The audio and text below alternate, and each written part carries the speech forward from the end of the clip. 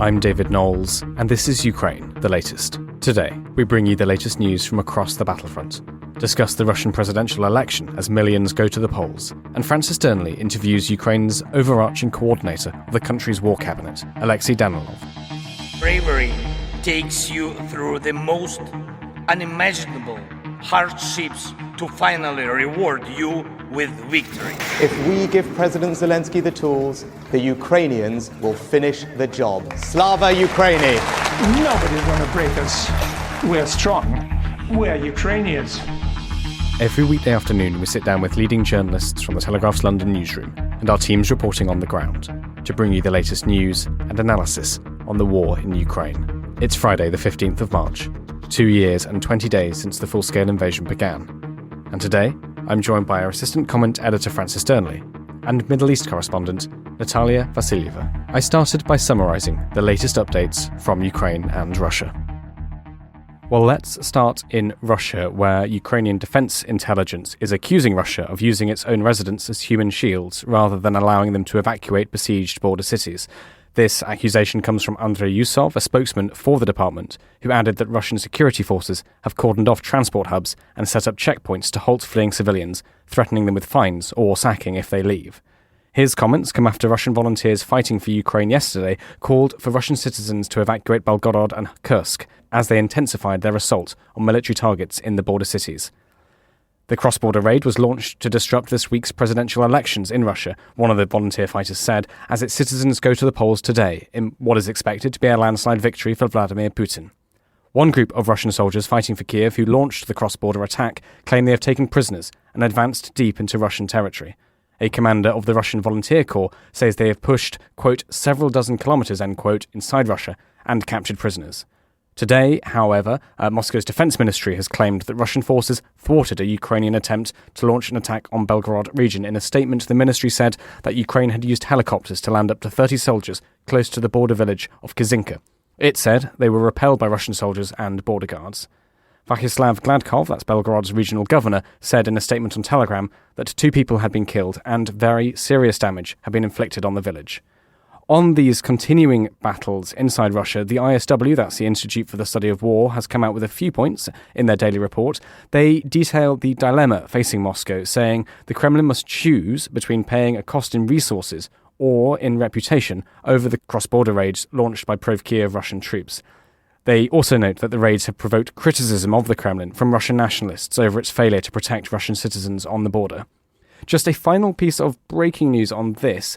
The Freedom of Russia Legion, that's one of the 3 different groups that have launched these attacks, have warned Belgorod residents that they will carry out a, quote, massive attack on the region within the hour.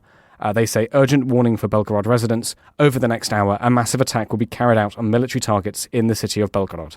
The post, which was signed off on behalf of the 3 militia groups taking part in the incursion, asked Russian citizens to remain indoors for their own safety. They say, we urge local residents to immediately go to safe shelters and not to go out until the attack is over. Spread this message among Belgorod residents. Help save the lives of fellow countrymen.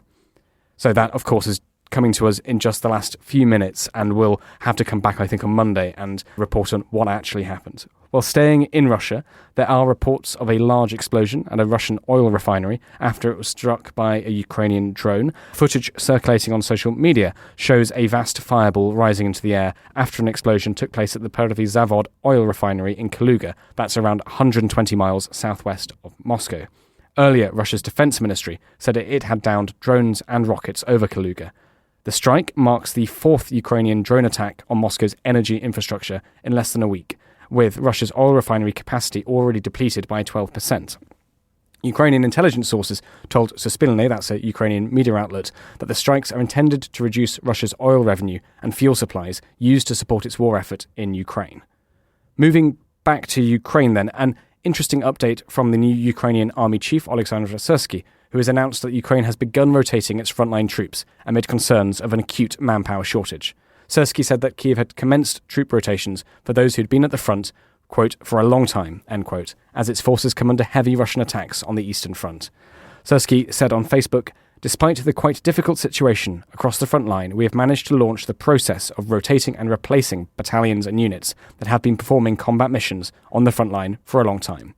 This will allow us to stabilise the situation and positively affect the moral and psychological state of our soldiers. Just to remind ourselves the context of this, Ukraine is struggling with an acute manpower shortage as the war enters its third year, with Parliament considering a new mobilisation law after its initial efforts to lower the age of conscription failed. Also in Ukraine today, and again this is a developing story, there's been another deadly missile strike on Odessa. The details we have so far, I've got them from the Kiev Independent, who say that the death toll is still climbing. Currently we believe at least 14 people have been killed and at least 46 people injured, including 5 first responders. This comes from the State Emergency Services, who do say that after there were several strikes and after the first strike, rescuers arrived at the scene of the impact, began extinguishing the fire, sorting out the debris, searching for the injured, and another Russian missile hit the site, which damaged civilian infrastructure, including 10 houses and a gas pipeline. Elsewhere in Ukraine, authorities have said that 4 people have been killed after Russia unleashed mass overnight drone strikes on Ukraine for the second day in a row. Kiev's Air Force said that all 27 Iranian-made drones have been shot down by air defense over 7 regions across the country, including around the capital. 2 people were killed in the central Ukrainian city of Vinnytsia when a residential building was damaged in a drone attack. According to the regional governor. The Air Force also said that Russian forces had fired 8 missiles in eastern and central Ukraine, but offered no further details. Finally, just to bring some of these updates together, our own associate editor, Dominic Nichols, attended a briefing with a Western official yesterday in which a number of fascinating updates were shared. Dom sent his notes over, so here's what he picked up yesterday. Firstly, he said that the official shared the news that Russian casualties in February were the highest since the start of the full-scale invasion, at an average of 983 people per day. Russia is, to quote the official, losing tens of thousands of people a month in the World War I assaults they are making. End quote. Also, Russia has put a 6-month ban on oil exports. This is probably the result of recent Ukrainian attacks and an attempt to shore up the oil price. Moving elsewhere, Russia probably has 7 A-50 airborne warning and control aircraft left. That's, remember, 2 confirmed destroyed, and we don't know yet if any were destroyed in the recent attack on the Taganrog base, but there's a, quote, wider systems issue, end quote, to do with the number of trained and available crews. There's a, quote, real concern how they, that's Russia, can maintain that capability. Remember, the attack last week on the maintenance facility at Taganrog would be a real concern.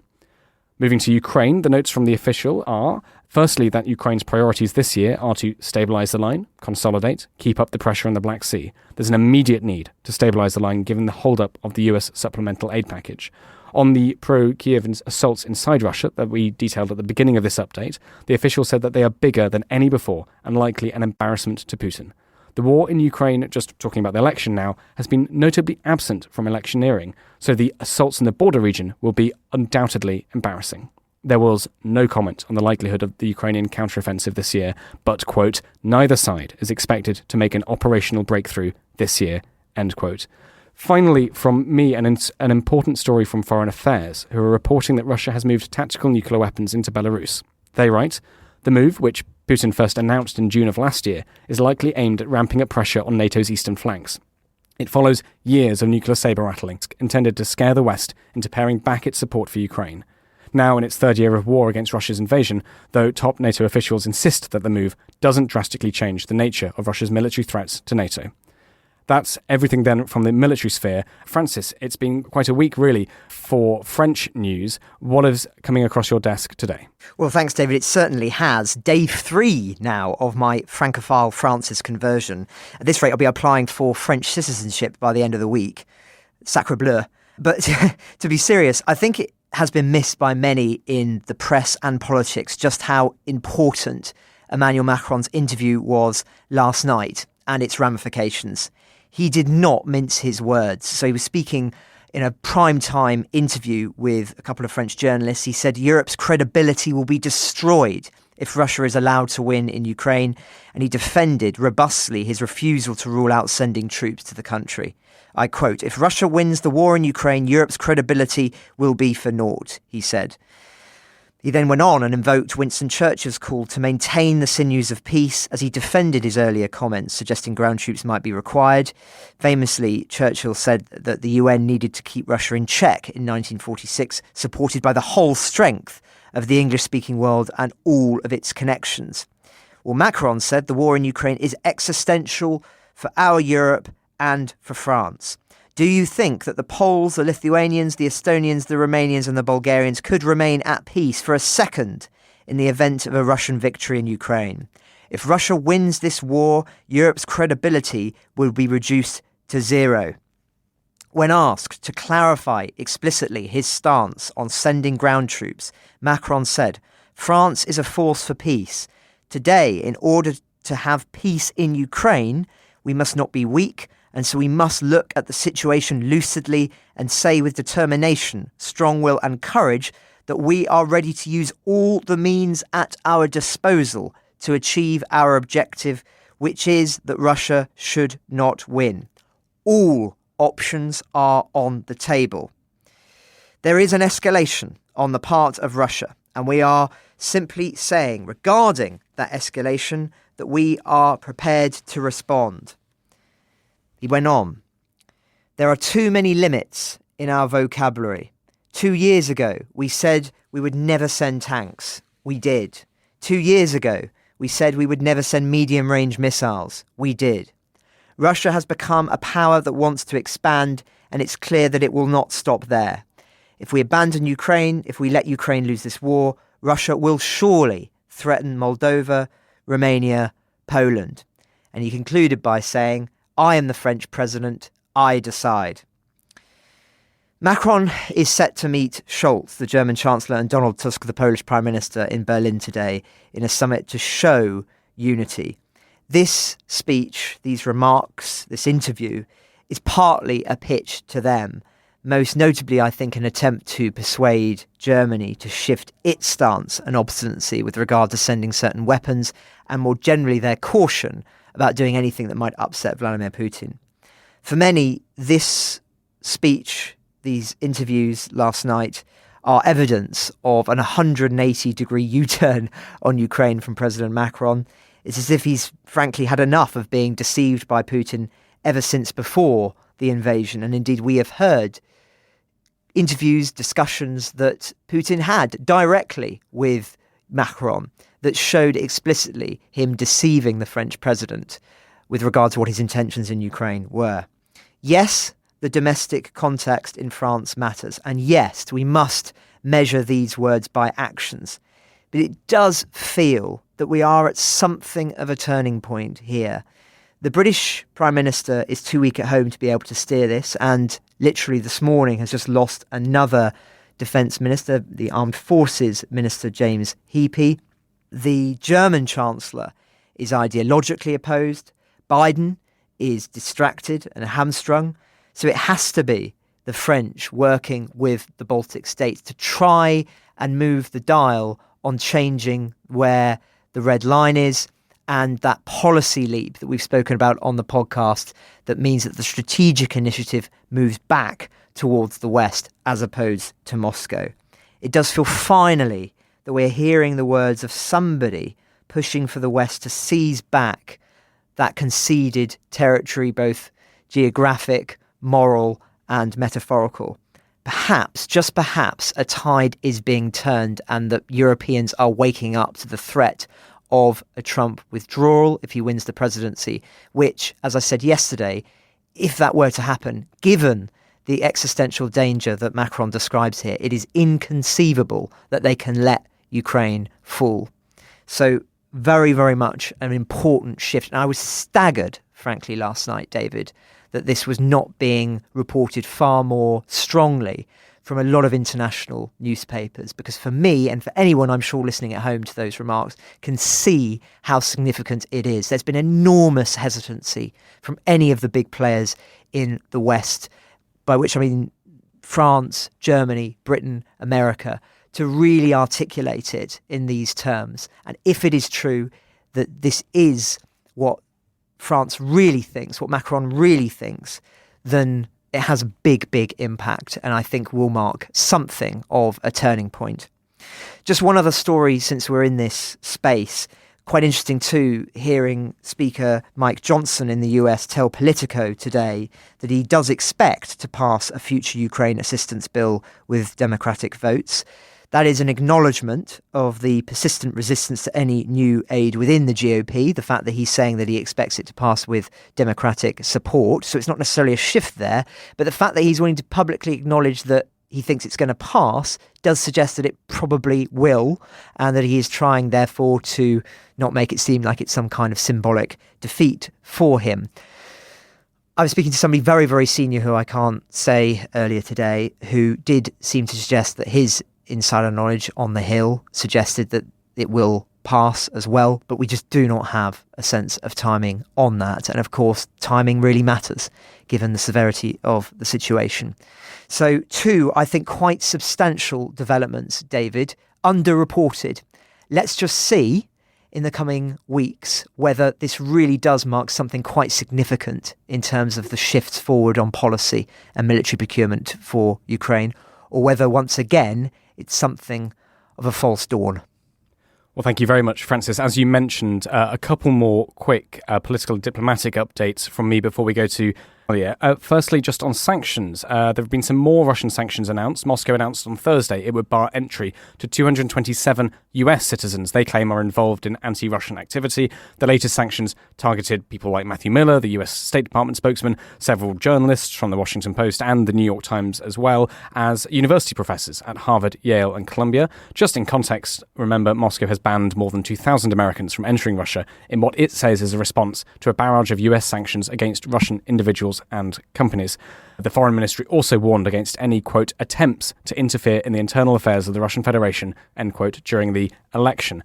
And just a final very quick story from me. A senior US official has warned that delays in providing aid to Ukraine could cause the country to, quote, collapse. The unnamed senior official told the Washington Post, "This doesn't go well for Ukraine over time without a supplemental, and it could lead to potential collapse. But here's the bottom line. Even if Ukraine holds on, what we really are saying is that we are going to leverage countless lives in order to do that." Again, the context here with Ukraine facing an acute shell hunger, Republicans who lead the House of Representatives have refused to pass a crucial aid bill until their concerns about security on America's southern border are addressed. Until they say their concerns about security on America's southern border are addressed. There is no future that is bright for Ukraine without a supplemental and continued US support, the senior official said. Well, that's the end of the military and diplomatic updates. Let's welcome Natalia Vasilyeva. Natalia, thank you so much for joining us. It's really good to have you back on the podcast. Looking at the Russian election this year, what stood out for you in the months, weeks, days leading up to it? Hi, David, and hi, everyone. First of all, I'm really struggling to call it an election because what we have been seeing in the past weeks and months has very little to do with an election in the common sense of the word that you may have seen from places from Thailand to Germany and Great Britain. Obviously, this is an election in the middle of the war. It is happening at a time when any opposition to the war is literally outlawed. You cannot campaign on the platform against the war. This is, by doing that, you will be breaking a Russian law and you would be exposing yourself to a prison term. Again, I have covered Russian elections for many years, and reports of vote rigging or coercion are not new. This is not new. And we have also documented instances when Kremlin have tried to sanitize the political field to keep candidates from running. Just 6 years ago, at the previous presidential election, Oleksiy Navalny, the Russian opposition leader who died in Russian prison last month, he tried to run in 2018 and he was barred from doing so. He wasn't able to do so. Obviously, the elections were not that straightforward, clear and fair, as you would say. This year, we are facing a different reality. We're facing a situation when not a single candidate as much as speaks against Vladimir Putin or even the war. It's also happening at a time when Russia is occupying parts of 4 Ukrainian regions. And actually, the elections are going to be held in those regions, which, again, quite an extraordinary thing. You might think about Crimea and Russia's annexation of Crimea in 2014. Parliamentary presidential elections were held there in 2017, 2018. What's happening here in Ukraine, it's actually quite extraordinary because parts of it is essentially a war zone.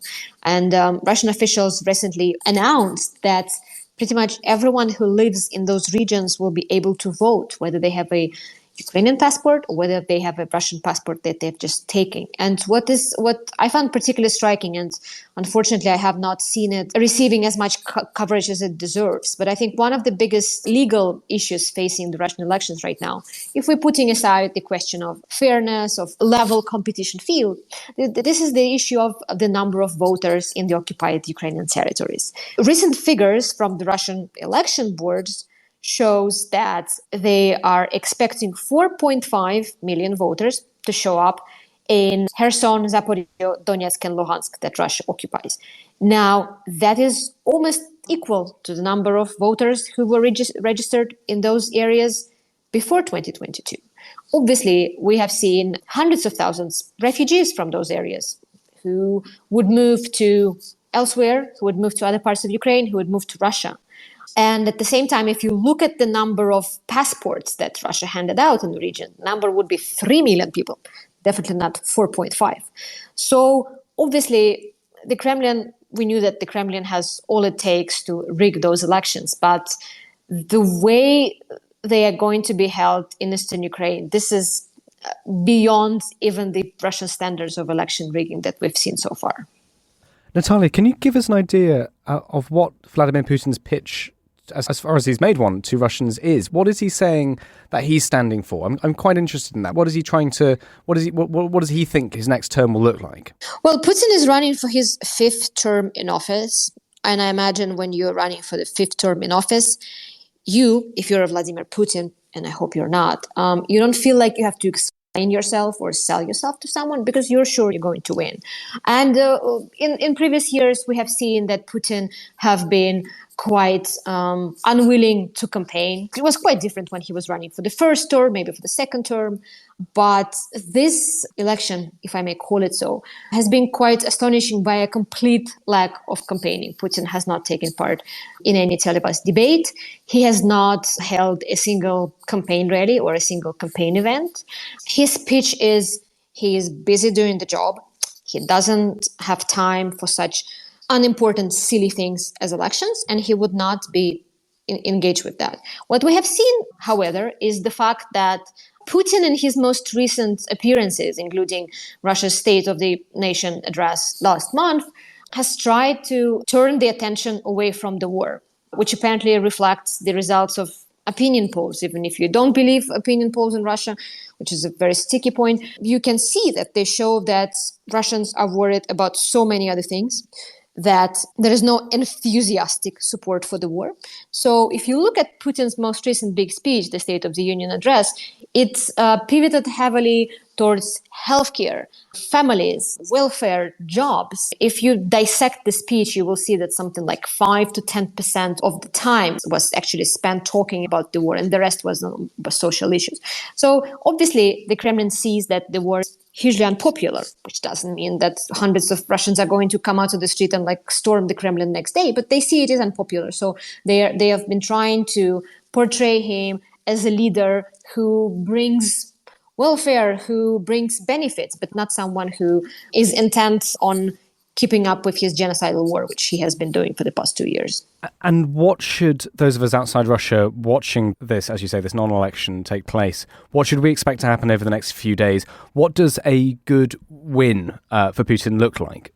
Honestly, I don't think it really matters, because at this point we know that whatever Putin, quote unquote, gets at the election would be a random number, which will be written in the offices of the presidential administration in the Kremlin. From what we have been hearing, the Kremlin aims to show a turnout of 70 to 80%, and something like 80% vote for Vladimir Putin. We're in a place where it's very hard to stop Kremlin from completely rigging those elections. All of those years, despite the Kremlin's crackdown on civil society, we have had quite a robust cadre of election monitors. There was this major election monitors groups, Golos, which used to dispatch thousands, hundreds of thousands election monitors across the country who could actually catch people red-handed. They could catch those instances of vote rigging. They could document it. In many cases, the results were not overturned, but it was documented that election results at this or that polling stations were rigged. Now, in 2024, Golos has been decimated. Its director is in jail. So, with the absence of election monitoring, the Kremlin has an absolute free hand to come up with whatever election result they want. And on top of that, in previous years, you would have some of the candidates, sort of nominal opposition candidates, or some of the parties which would have some opposition leanings. They would nominate election monitors. And if you were an ordinary Russian, you can come to this or that party and ask for referral to be an election monitor. This is not happening this time. Even the nominal opposition parties are not giving out those referrals for people to become election monitors. And one of the candidates, Vladislav Davankov, who is the youngest candidate, who is supposed to be from this new Russian party, which sort of played with the Russian liberals at the parliament election 2 years ago, they refused to give out referrals to election monitors. So obviously it shows that the Kremlin does not want anyone to see what's going to be happening at polling stations this time around. Natalia, thank you so much for giving us your thoughts. Is there anything we haven't said that you think is important for our listeners to hear? Yeah, I can only say that today is the first day of voting. The voting now is spread over 3 days, and we have already seen instances of vote rigging, which were well documented. What is slightly different this time, and I don't really remember seeing quite as many number of those incidents before, there have been reports of several instances of vandalism where voters will be coming in and, pouring ink into ballot boxes or setting them on fire. It would have probably happened before, but it looks like this is something which is happening quite a lot this time around. And apparently 7 people have already been arrested for vandalism, which is a new thing. And obviously it shows how frustrated people are, that they feel that this is the only way they can show how they feel about what's happening this weekend. Well, thank you very much, Natalia. Francis Dearnley, would you like to go first with your final thoughts?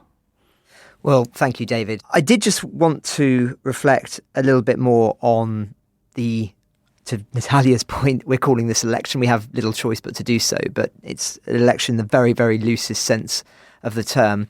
I think it just bears repeating that we are seeing the most horrific attempts to force people to vote in the occupied territories. And I don't think enough attention is being made to that fact, which of course does have ramifications in the Ukraine context, not least for the people who are in the occupied regions. I think we can expect to see perhaps not a coordinated response, but certain countries, specifically in the Baltics to begin with, who go out of the blocks early and say that they do not recognise this election result formally. Again, it's difficult to know what the ramifications of that are legally and in governmental terms, because after all, if you don't recognise an election, does that mean that you suddenly stop talking to the representatives from the Kremlin? Probably not. But nonetheless, I think there is going to be some kind of push to make it clear that many Western countries do not see this as an election. Because, of course, normally when a leader is re-elected or elected, that there'll be calls from world leaders to that individual to congratulate them. I don't think we're going to be seeing that from any or many Western leaders in this election. But of course, it will be very interesting, and we'll be monitoring it closely beginning of next week, who does reach out publicly to Putin to express their congratulations. I think we'll be seeing many from China and that part of the world, and perhaps Africa as well, and the Middle East. But we shall see.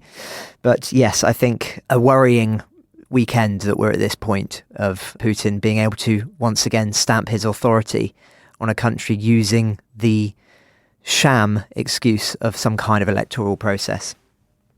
Thank you very much, Francis. Natalia Vasilyeva, would you like the very final words? Yeah, and thank you to Francis for pointing out the issue of recognition. This is something I would also like to speak about. Yeah, obviously it remains to be seen who recognizes the election result or not.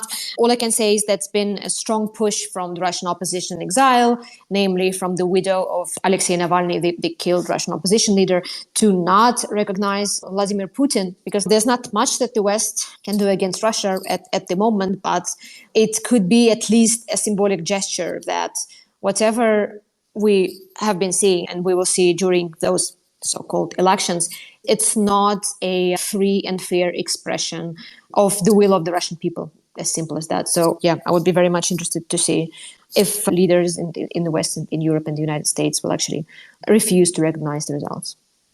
Well, thank you very much, Francis. Thank you, Natalia. And thank you all for listening. Have a very good afternoon. Goodbye.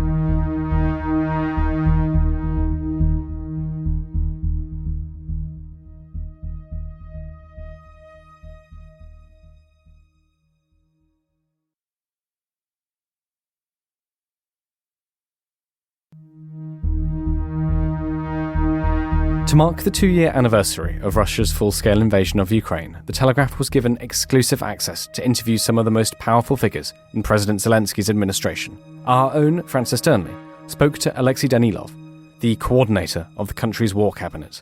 A former veterinarian, he was the youngest ever mayor of Luhansk from 1994 to 1997, now annexed by Russia. Danilov is one of the country's most senior security officials and rarely gives interviews. Just a note that a video version of this interview can be found in the show notes. Thank you so much to Lewis for his dubbing of Mr. Danilov. Here's their conversation. Thank you very much for your time and for talking to The Telegraph. The Kremlin said this week that Russian forces must reach Kyiv in order to end the war with a Russian victory. How do you respond to that? Maybe this is news for some in the West, but we understand what a crazy neighbour we have next to us. Moreover, Putin, after watching how the world reacts sluggishly to all his encroachments, wants to reshape the entire world that was formed after 1991. He believes that it is necessary to return to the situation after the Second World War. He believes that they should revive the so-called USSR. The reason I asked that question is that many people in the West do not seem to realise that Kyiv remains a target for Moscow. They think that the war is restricted to just the eastern regions. What would you say to them about Putin's objectives in this country? First, this is a big mistake. Keep in mind that the world does not want to admit things already absolutely obvious. That the Third World War, in fact, is ongoing, and Putin started it. He started it directly in 2008, and now this war is entering an active phase. Once again, if the West does not want to recognise and does not want to see it, it does not mean that it does not exist. Putin's task is not only to take our country. One of Putin's tasks is the disintegration of the European Union and, accordingly, the disintegration of unity in the NATO alliance. This is obviously a challenging moment in the war that Ukraine is fighting. We've just heard that Avdiivka has fallen. How would you assess the significance of that strategically? Is it a defeat for Ukraine? This affects the emotional state of our citizens, of our military. Regarding strategic matters, I want to note that Avdiivka, like any settlement in our country, is of course very, very important for us. But in a war, this is not a catastrophic situation, and we will definitely fix all this, taking into account the fact that we will fight, we have no other land, and we will do everything possible and impossible to remove them from our territory altogether. But here, it is necessary to understand that there should be support from partners, and most importantly, that it should be on time. Let's talk about that support then. We have a journalist, The Telegraph, that is near Avdiivka as we speak, and he says that Ukrainian soldiers are in a good position potentially to attack Russian troops, but there is not the ammunition to do so. How severe is the ammunition crisis that Ukraine currently faces? As for the availability of means of destruction, this is a problem today. There are really not enough of them, and even if we had a sufficient number of means of destruction, the issue of Avdiivka would not be on the agenda. Our partners know about it. This is not information that we hide from our friends. But unfortunately, today we have exactly such a situation. I am sure that it will be corrected, and I emphasize once again that we are doing everything possible and impossible to correct this situation. There has also been work for Ukraine to produce much more of its own ammunition. How is that going? We're working as hard as possible in this direction. We operate as public enterprises, and recently a lot of private businesses have joined this process. But this process takes some time. This is what concerns the provision of elements that have never been produced on our territory. Moreover, Recently, we have had a very fruitful cooperation with partner countries, and through joint cooperation, we produce means of destruction, both in our own territory and in the territory of our partner countries. Another challenge that Ukraine faces is, of course, its soldiers, the number of men. We've just seen this mobilization law pass. How would you assess the severity of the situation in terms of this so-called manpower crisis? Unfortunately, every day in the war, there are losses. Losses among the dead and the wounded. People need to rest, and the situation related to this is that we need to make changes to the law on mobilization so that people understand when they may be mobilized, how the training procedure will take place, and when you cannot be mobilized. This should be explained so that all this is clear to every citizen of our country. You said recently that the mobilization laws, that what is expected of citizens should be for the life of the country. What did he mean by that? We have a war going on. In a war, we need soldiers who have to defend their country. We need to understand, all of us, now that we cannot lose under any circumstances. Because if we lose, then the existence of our state will be a question. I emphasize once again, Putin's task is quite simple. It is the destruction of us as a nation. Putin is a modern fascist. If at one time Hitler exterminated Jews, all without exception, Putin has set himself the task of exterminating all Ukrainians. Because he does not recognize us as a nation, as a separate people. He believes that we do not exist, so we should simply be removed from the world map.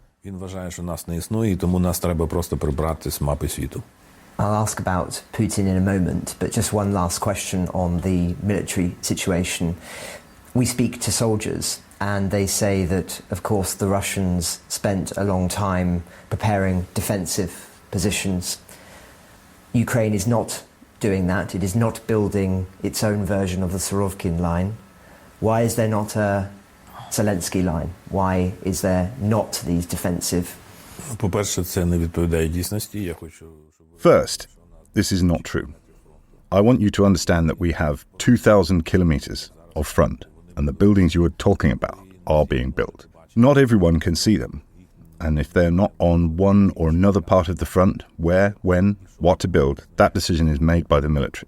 We have full confidence in the military. We consider them to be the professionals in their field, and that is why they decide where and what, and at what time is going to be built.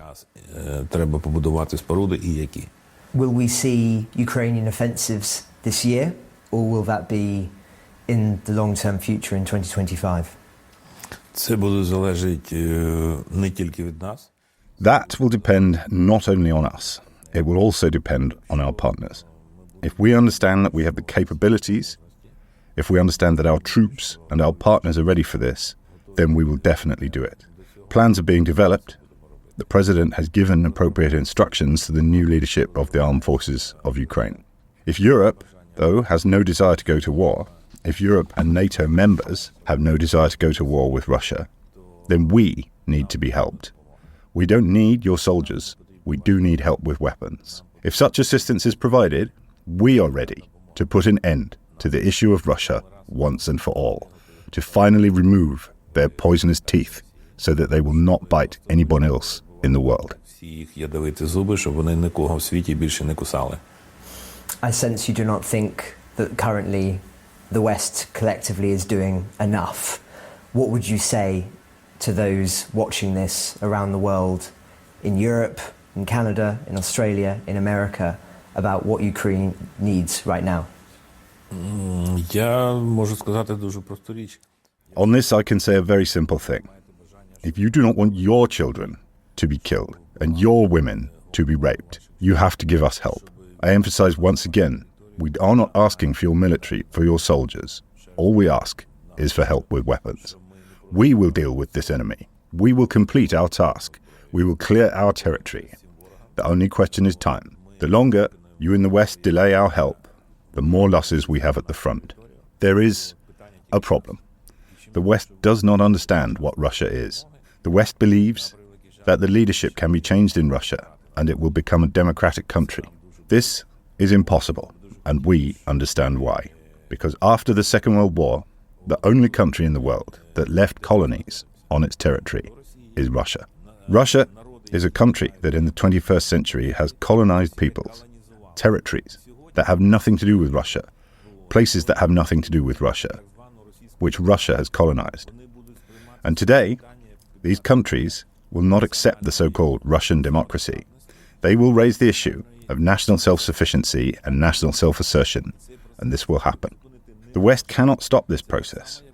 It is the same as it was in 1991, when the West was categorically against the collapse of the USSR. It was a natural process. As for Russia, it will be decolonized. There will be free countries.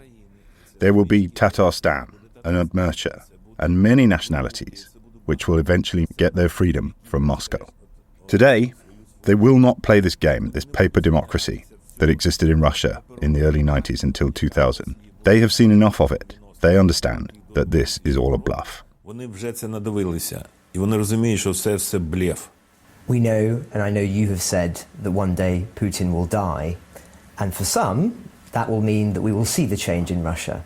I know you don't think that much more is needed. Can you talk about a little bit more detail what that process of change would look like? По-перше, війну з Росією можна закінчити без застосування. Russia is too fragile a country. It is really based only on artificial propaganda. If that central authority is removed, it will be a completely different thing. Issue number one, I would say, is sanctions. These should be sanctions, not shams. If the West imposes real sanctions against Russia, in 3 to 4 months, irreversible processes of collapse will begin there. There's a simple question. Why are Airbus and Boeing aircraft still flying in Russia? Why don't all the big multinationals want to carry out this process of sanctions? If they do it, effectively, the Russians will ride horses. The West can stop the Russian railway in 2 weeks. But the West is in a very difficult time of making choices. Values or money. Choosing money, you choose failure. Money can never outweigh value. Values are the most expensive things in the world. Human life, its dignity, its rights and freedoms are the most valuable things there are. You cannot put money into this. And when politicians switch to money, the question of defeat is only a matter of time. На гроші? Тоді питання вашої поразки – це тільки питання часу. How would you summarize Ukrainian values today? Перше за все, цінності.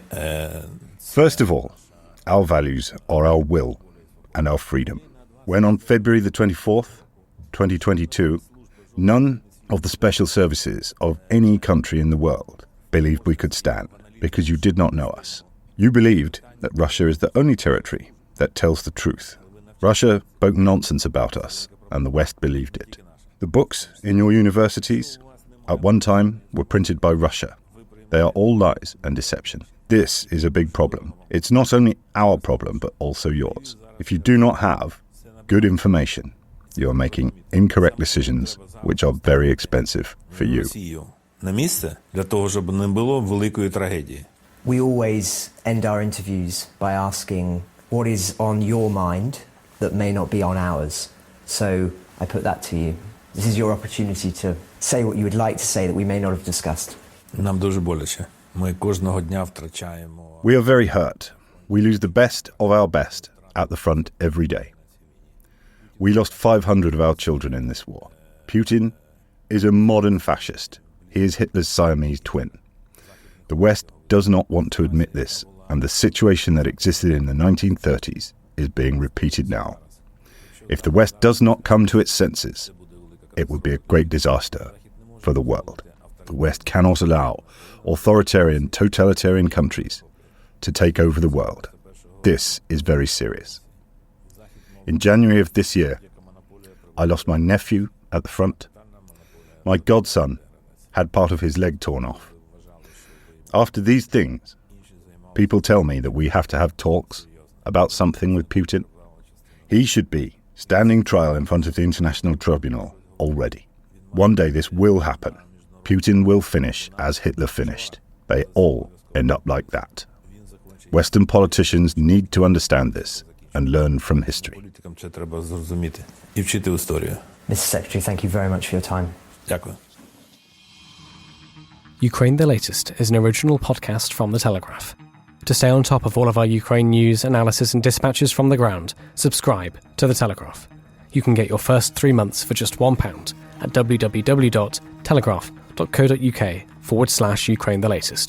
Or sign up to Dispatches, our Ukraine newsletter, which brings stories from our award-winning foreign correspondents straight to your inbox.